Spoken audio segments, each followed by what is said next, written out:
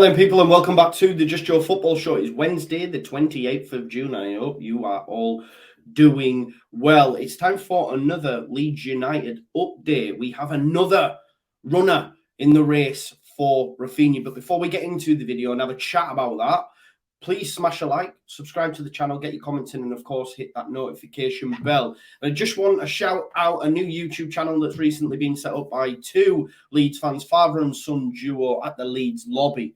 Make sure you check them out. I'm going to put the link to their description in the video. So yeah, go show support. We're all in this together, man. It is what it is. Thank you for continuing to watch my channel and all the other Leeds and United content creators. Make sure you check out the Leeds lobby. But let's get into the meat and bones of today's video. I can't lie to you, it's been quite a slow day. There's not that much going on, but there will be loads going on behind the scenes. Believe that I expect this to be quite a pivotal week or two. Obviously, due to go to Australia on pre-season tour soon. We want to get that squad in. We want to get players that want to leave or those that are surplus to requirements out. Here's what it is. And Raphinha is the one that keeps rumbling on and rumbling on and rumbling on. And apparently, Newcastle have held initial talks with Leeds United over the signature of Raphinha. They are waiting to see how things develop with the Brazilian before deciding whether to table a formal offer for the winger. Is that because they don't think they can compete with the likes of Arsenal, Chelsea, Spurs, Barcelona? Do you think they can compete? I was thinking about it, pondering it, and saying, do you know what? Newcastle's not a bad option because we know now they're the richest club in world football. They will improve. Okay, it might mean a couple of years before they actually hit the heights, but they're going to hit the heights. Money talks. We've seen it with Chelsea. We've seen it with City. Money talks, you know. And I was thinking about this the other day. Football's cyclical. Football goes in cycles. Man United have had their day. They're gone. Chelsea. I think this new guy, Todd Bowley, wanting to take charge of everything. Their squad's aging. They're getting rid of everyone. I think Chelsea might be next, you know. So maybe it might be the time, you know, a change. Newcastle's coming up, you know. We know that City are up there, Liverpool. It's different from when we were kids in the 90s. Come on. Maybe Leeds' time will come soon enough. But do you think it is an option for Raphinha to go to Newcastle? They're a club on the up. They had four key priorities this season to get a new goalkeeper. They've got it. Nick Pope, top goalkeeper. Not great with his feet, but a great acquisition. You got Sven Botman coming in at centre-back. They want a forward and a wide attacker. That wide attacker that they've earmarked now is Raphinha. We know that they held an interest in Jack Harrison as well.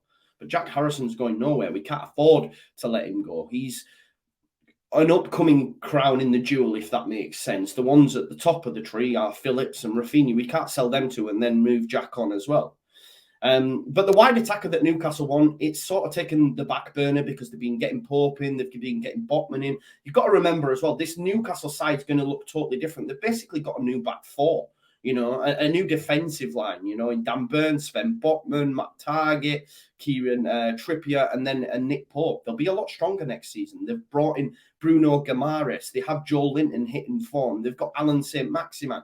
Could you imagine Raphinha on the opposite side instead of an Almiron or whoever, you know, the man Joe Willock, you know? They're looking to improve their side. It could be an attractive option for Raphinha. Imagine the money they could give him. That's another thing. You know, I don't think he's driven by money. I don't think all players are driven by money, but, you know, it makes a big deal if someone's willing to give you an extra £50,000 a week. You know, it's a lot, isn't it? They've been chasing Moussa Diaby at Bayer Leverkusen, but their director of football has said, we don't want to sell the French international. We value him at around 50 million euros. Their sporting director, Simon Rolfs, says they are not under any financial pressure to sell. He is their leading asset. We want to keep him for as long as possible.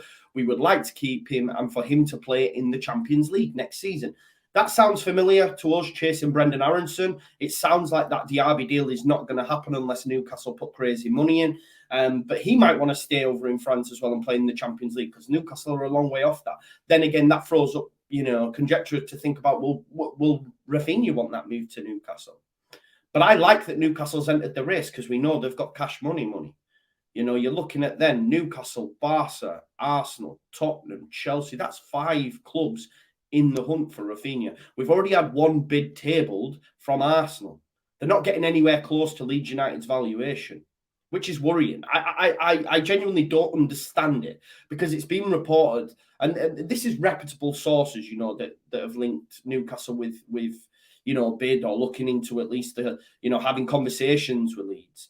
And that Newcastle are saying they're not willing to go anywhere near Leeds' current valuation of £60 million or 75 million euros, however you want to look at it. I think it's crazy. He's worth that and more. He's the best player outside of the top six. His numbers back that up. He kept Leeds in the division, you know. And Arsenal, I believe, this bid that we're hearing was about £30 million. That's crazy talk. They paid 72 million for Nicola Pepe.